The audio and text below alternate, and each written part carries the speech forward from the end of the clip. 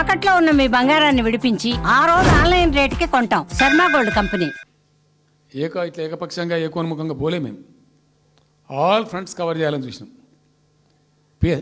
పేద పిల్లలు ఉంటారు, వాళ్ళకి పాపం విదేశీ విద్య లేక సీట్ వస్తుంది, చదువుకోవాలని ఆశపడతారు, పోలేరు. వ్యక్తిగతంగా మమ్మల్ని అడిగితే మేము పార్టీగతంగానో వ్యక్తిగతంగానో చేసేది కొంతమేరకు, పాలసీగానే ఎందుకు చేయకూడదని చెప్పి ఆలోచించి 20 లక్షల రూపాయలు ఇచ్చింది.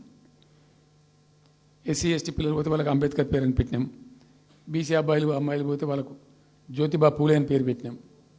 రకరకాలుగా మొత్తం మీద వాళ్ళకి 20 లక్షల రూపాయలు ఇచ్చినాం. అంటే ఎట్లాంటి ఇష్టం వచ్చినట్టు అది కూడా పెంచుతాం. కేసీఆర్ 10 లక్షలు ఇస్తాం, మేము 12 లక్షలు ఇస్తాం దళిత బంధు. ఇట్లా ఎన్ని అండి ఇష్టం వచ్చిన అంటే నోటికి మొక్కాలిగా, అది కూడా 100 రోజుల లోపలనే ఇస్తాం. ఆ కార్డులు వంచుడు, సంతకాలు పెట్టి బాండ్ సంతకాలని ఇంటింటి కార్డులు వంచి మొత్తం చెడగోపం పెట్టారు. దిక్కుమాలిన దరిద్రం అంతా నెత్తిన పెట్టి కంప్లీట్ ప్రజలను టెంప్ట్ చేసి ఇలా వడ్లు కొంటలేరండి. సన్నాలు మొత్తం వడ్ల ప్రతి ధాన్యానికి లిస్టు పెద్ద లిస్టు, శాంతాడంత లిస్టు. ఇక కందులకింత, మినుములకింత, పసుపుకింత, పప్పుకింత, మొక్కజొన్నకింత, అన్నిటికీ 500 బోనస్. అన్నిటికీ ఏమి దేనికి దిక్కు లేదు. పత్తి కొనే దిక్కు లేదు, వడ్లు కొనే దిక్కు లేదు. ప్రైవేట్గా అమ్ముకుంటారు, దోపిడికి గురి అమ్ముకుంటారు. పాపం ఏడ్చుకుంటూ కన్ననీళ్ళు కుక్కుంటారు.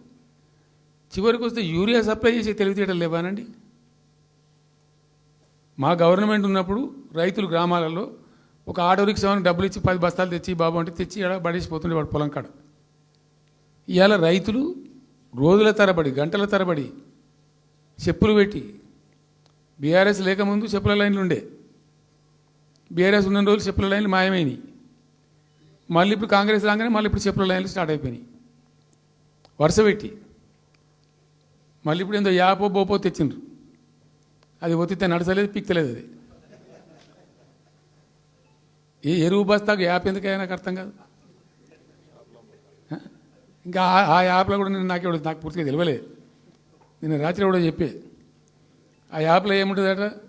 ఇప్పుడు నాకు పట్టిందా, అది ఎన్ని మాటలు ఇస్తారట. సపోజ్ నాకు 3 ఎకరాలు ఉంది, 3 ఎకరాలు ఉంటే ఎకరానికి 2 బస్తాలు చొప్పున 3 సార్లు ఇస్తారట. అది అంటే 3 సార్లు పోవాలి. ఇక యాడికి పోవానో నాకే తెలియదు. మొట్టమొదల యాపే దొరకదు కాలబెట్టి. అది ఏదైనా చదువుకొని పూరాన్ని పెట్టుకొని విని పట్టుకొని తిప్పల పడదామంటే కూడా ఆ యాప్ ఒత్తితే ఏం కనబడుతుందట. యాప్ ఒత్తితే ఏం కనబడుతుందట. ఏ గోదాంలో ఎరువులు అని చెప్తారట. అంటే ఇలా గజ్వేల్లో చెప్తారు, రేపు సిద్దిపేటలో చెప్తారు, ఎల్లుండి సిరిసిల్లలో చెప్తారు. ఏ గోదాం పోవాలి, ఎటు పోవాలి. ఇంతకన్నా జోక్ ఉంటుందా? రైతులకు మండల కేంద్రంలో ఎరువుల దుకాణం ఉంటుంది, తప్పితే వాళ్ళ తాలూకా కేంద్రంలో ఉంటుంది ఎక్కువ. అది సాగుకారు ఉంటాడు, ఇచ్చేటోడు ఉంటాడు, అప్పిచ్చేటోడు ఉంటాడు. మనం బాగా విస్తరించినామా. నేను ఏమంటున్నాను, 7,100 కొనుగోలు కేంద్రాలు పెట్టినాం కదా, వాళ్ళ ఊర్లో పోయి కొన్నాం కదా. ధాన్యం నెత్తిన పెట్టుకొని వాళ్ళ అంగడికి వచ్చి ఈ మార్కెట్ పనులు తిరుగుడే బంద్ చేసినాం కదా. అసలు రైతు సెంట్రిక్గానే మన పరిపాలన ఉండే కదా కంప్లీట్గా. అని మొత్తం సాప్ పట్టేసారు. ఇప్పుడు అరాస్ పాటలు వాడి 2 సార్లు రైతు బంద్ కొట్టిండ్రు. పెన్షన్ 4,000 ఇస్తామని 2 నెలల పెన్షన్ కొట్టిండ్రు. చాలా భయంకరమైనటువంటి పరిస్థితి తీసుకొచ్చింది రాష్ట్రంలో. ఇంత దిక్కుమాలిన కథ. నిరుద్యోగ భృతి ఇస్తాము, ఇవాళ మొక్కాల ఎన్ని అసలు హామీలు. నిరుద్యోగ భృతి ఇస్తాము, తోక ఇస్తాము, నోటిఫికేషన్లు ఇస్తాము, జాబ్ క్యాలెండర్లు ఇస్తాము, విద్యా భరోసా కార్డు. ఇక వాడు చూసేవాడు అడ్డం పడి అయితే ఓటేసారు జనం. ఇప్పుడు జరిగింది ఏంది, టెంప్ట్ అయిపోయినారు.